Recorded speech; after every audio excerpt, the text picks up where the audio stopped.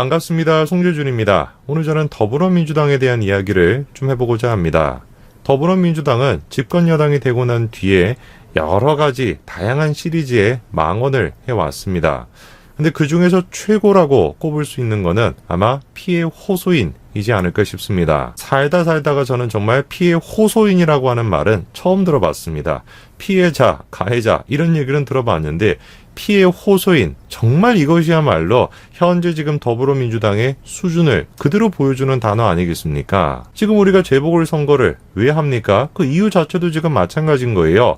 박전 시장도 그렇고 오전 시장도 그렇고 정말 입에 담을 수 없는 끔찍한 그런 일을 저질렀고 그것 때문에 지금 우리가 재보궐선거를 하는 거 아닙니까?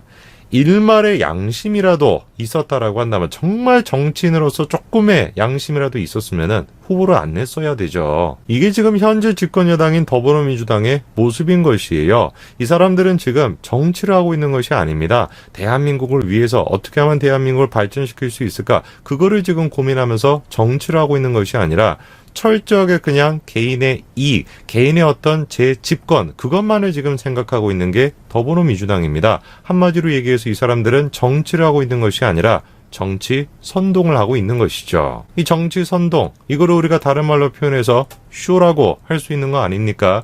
오늘 제가 영상을 통해서 한번 정리해드리고자 합니다. 도대체 박영선부터 시작해서 더불어민주당에 있는 모든 사람들이 지금 어떤 식으로 쇼 정치를 하고 있는지, 어떤 식으로 국민들을 선동하고 있는지 그거를 제가 총정리해드리고자 합니다. 같이 한번 보시죠. 자, 이번에 더불어민주당의 대변인이라고 하는 사람이 이런 식의 논평을 내놨습니다. 국민의힘 오세훈 후보는 야간 편의점 아르바이트를 해보셨습니까? 이렇게 지금 논평을 내놨는데요. 자기들 딴에는 저런 식의 공격이 통할 거라고 생각을 했나 봅니다. 그런데 상대를 좀 잘못 골랐어요. 오세훈 후보 측에서는 다음과 같은 사진 한 가지로 응수했습니다. 자, 오른쪽이 지금 오세훈 후보 측이 공개한 사진인데요. 어떤 장면인지 아시겠습니까? 바로 오세훈 후보의 어릴 적 모습입니다. 정말 찢어지게 가난한 그 모습을 지금 보여주죠. 아마 영상을 보시는 분들 같은 경우도 잘 모르셨을 것 같습니다. 오세훈 후보의 겉모습만 보면은 완전히 그냥 부잣집 도련님 그런 인상 아닙니까? 그렇죠? 깨끗하게 생기고 막 반듯한 게 생겨가지고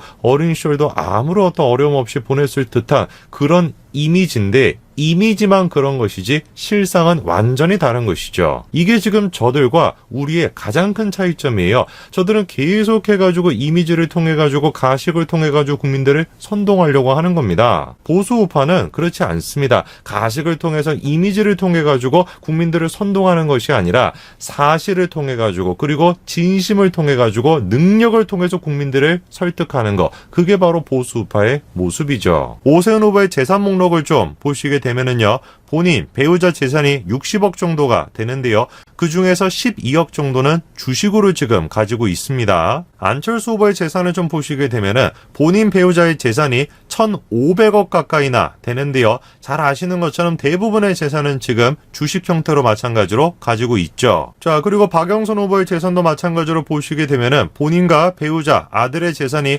56억 정도가 되는데요. 흥미로운 것은 무엇이냐면 본인 명의의 주택이 일단 14억, 15억 정도가 되고요. 배우자 명의는 일본의 도쿄 아파트인데 그게 10억 정도가 됩니다. 그리고 서울 종로 오피스텔 전세권 같은 경우도 한 6억 4천만 원 정도가 되고 눈에 띄는 거는 주식으로 대부분의 재산을 지금 가지고 있는 것이 아니라 골프장, 회원권이 2억 원 정도가 있다라는 점이죠. 제가 지금 박영선 후보의 재산 목록을 보면서 흥미롭다라고 말씀드리는 게 뭐냐면은 오세훈 후보가 됐건 그리고 또 안철수가 됐건 이분들이 저런 식으로 재산을 갖고 있는 건 아무 문제가 되지가 않죠. 근데 박영선 후보는 문제가 되는 거 아닙니까? 왜? 더불어민주당이니까. 더불어민주당이 계속해가지고 주장하는 게 뭡니까? 일본과 관련되는 게 한 가지만 있다라고 하면은 토착 외구가 되는 거. 그게 더불어민주당의 모습 아니었어요. 근데 그랬던 사람이 배우자 명의로 도쿄에다가 뭐 저런 식의 아파트를 가지고 있다라고 한다면은 당연히 문제가 돼야 되는 거 아니겠습니까? 그리고 더불어민주당에서는 아파트를 통해 가지고 재산을 불리는 거 그거에 대해서 마치 원죄인 것처럼 엄청나게 비판을 많이 했는데 흥미로운 게 한 가지가 더 있습니다. 박영선 후보는 잘 아시는 것처럼 장관 출신이죠. 장관 당시에 공개했던 재산 목록을 좀 볼까요? 자, 보시게 되면은 장관 당시에 공개했던 거는 42억 9,800만 원, 즉 43억 원 정도가 됐습니다. 재산 재산이. 얼마나 지금 아파트 투자를 잘하셨는지 2년 사이에 아파트 값이 얼마나 올랐는지 모르겠습니다. 적폐 중에 적폐. 그게 바로 지금 박영수 후보인 거 아니에요. 아까도 제가 말씀을 드렸습니다만 자기 능력을 통해 가지고 내가 능력이 있으니까 골프 회원권 같은 것도 2억 원 정도 그렇게 사치를 부리는 거 아무 문제가 없다라고 봅니다. 능력이 있는데 그거 부리는 게 뭐가 문제가 됩니까? 근데 박영선 후보는 문제라는 것이죠. 왜? 평상시에 자기가 그런 거에 전혀 신경을 안 쓰는 사람인 것처럼 계속해가지고 서민을 위한 정치인인 것처럼 그렇게 코스프레를 해왔기 때문에 문제가 되는 겁니다. 자, 이게 지금 예전에 박영수 후보가 신었던 신발인데요. 오른쪽을 보시게 되면 찢어진 거를 확인할 수가 있습니다. 알려진 바에 따르면 저 신발이 지금 페라가모 명품 아닙니까? 그 명품 신발로 알려져 있습니다. 상식적으로 생각을 해보시오. 재산을 지금 수십억씩 갖고 있는 사람이 페라가모도 신고 있어요. 그 명품을 신고 있는데 그 명품을 찢은 상태로 저렇게 돌아다닌다. 얼마나 지금 이게 우스운 일입니까? 더 웃긴 게 뭐냐면 저런 식의 우스운 일이 통했다라는 거예요. 그 통했다라는 걸 자기가 경험을 하니까 지금 유세를 할 때도 어떤 신발을 신고 다니는 겁니까? 운동화도 지금 저런 상태로 찢긴 상태로 선거 유세를 다니는 거예요. 위선자죠. 그냥 한마디로 위선자인 겁니다. 재산을 지금 수십억씩 갖고 있는 사람이 서민을 위한 사람이다 라고 코스프레를 하기 위해 가지고 운동화를 저렇게 찢긴 상태로 돌아다닌다. 글자 그대로 위선자인 거죠. 찢긴 운동화를 신고 다닌다라 그래서 서민들의 마음을 잘 이해할 수 있는 게 아닙니다. 찢긴 운동화를 신고 다닌다라 해서 서민들의 삶을 더 좋게 만들어줄 수 있는 게 아니에요. 이 당연한 사실을 현재 지금 서울 시민들은 다 알고 있습니다. 그게 바로 지지율로 그대로 지금 나타나고 있는 거예요. 서민들의 마음을 우리가 공감해 줄 수 있습니까? 공감할 수 없습니다. 서민들의 마음을 공감하는 것이 문제가 아니라 사람의 마음을 완벽하게 공감한다라는 거, 그거 자체가 원래 불가능한 겁니다. 한 사람의 마음조차도 우리가 정확하게 알 수 없는데 집단의 다수의 사람의 마음을 어떻게 우리가 공감할 수가 있겠습니까? 정치라고 하는 것은 공감을 통해 가지고 정치를 하는 것이 아니라 정치는 현실을 통해 가지고 하는 것입니다. 현실적인 어떤 정책을 통해서 국가가 잘 살게 된다면, 경제가 발달이 되게 된다면 자연스럽게 서민들의 삶도 좋아지는 거, 그런 식으로 서민의 삶을 좋게 만드는 것이지 공감을 잘해줌으로써 나는 따뜻한 사람이기 때문에, 착한 사람이기 때문에 당신의 삶을 좋게 만들어주겠다, 어느 누구도 그거를 믿지 않습니다. 이런 식의 지금 위선은 계속되고 있는데 2020년도 더불어민주당이 어떤 짓거리를 했습니까? 전월세를 갖다가 상한제를 정하는 그런 법안을 만들어냈죠. 그 발의한 사람이 누구예요? 박주민입니다. 박주민. 지금 배지 달고 있는 거 보세요. 가관인 거 아닙니까? 웃긴 게 근데 뭐냐? 이번에 드러난 게 뭡니까? 그 법이 통과되기 직전에 7월 3일 월세를 185만 원에 계약을 했다라는 거예요. 근데 원래 월세가 얼마였습니까? 100만 원이었습니다. 즉 월세를 갖다가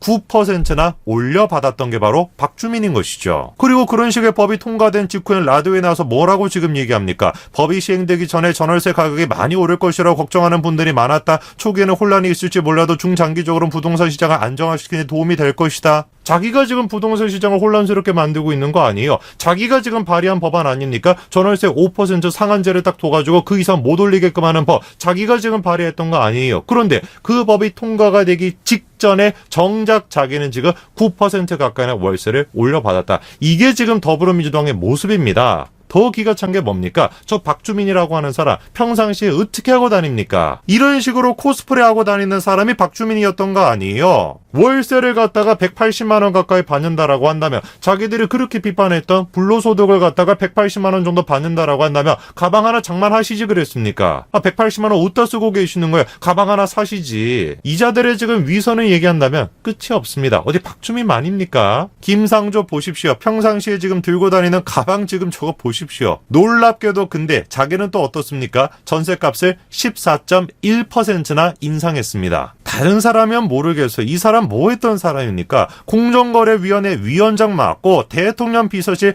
정책실장을 맡은 사람 아닙니까? 문재인 정부의 정책을 책임지는 사람이다. 수많은 정책들을 책임지는 위치에 있었던 게 김상조인데, 문재인 정부가 그렇게 강조했던 게 부동산 정책 아닙니까? 전세값을 안정화시키겠다 그 난리를 쳐놨는데 정작 지금 정책 부동산 실장이라고 하는 사람은 14.1%나 올리고 앉아 있으니까 누가 도대체 부동산 시장을 지금 혼란스럽게 만들고 있는 거예요. 저런 인간들이 지금 대한민국을 책임지고 있으니까 대한민국이 제대로 굴러갈 수나 있겠습니까? 현실과 이성 이거를 바탕으로 해가지고 정치를 하고 있는 것이 아니라 선동과 감정과 코스프레 이미지 이거밖에 지금 할 줄을 모르는 거예요. 현재 지금 박영수 후보의 지지율이 어떻습니까? 완전히 지금 회복이 안 되고 있지 않습니까? 그런 상황이라고 한다면 조금이라도 정신을 차리고 자기 어떤 실력이라도 보여줘야 되는데 그거 못해요. 왜? 없으니까 실력이 어떻게 보여주겠습니까? 그러니까 계속 해가지고 무슨 짓거리만 하는 거예요. 계속 똑같이 이런 짓밖에 지금 못하는 겁니다. 계속 감정팔이 하는 것이죠. 그렇죠?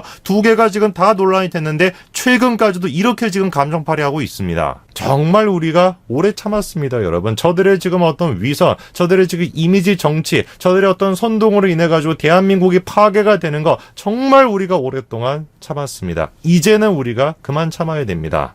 재보궐선거에 모든 분들이 한마음 한뜻으로 다 선거장에 나가가지고 반드시 투표하셔서 반드시 우리가 문재인 정권을 심판해야 됩니다. 오늘까지 말씀드리겠습니다. 감사합니다.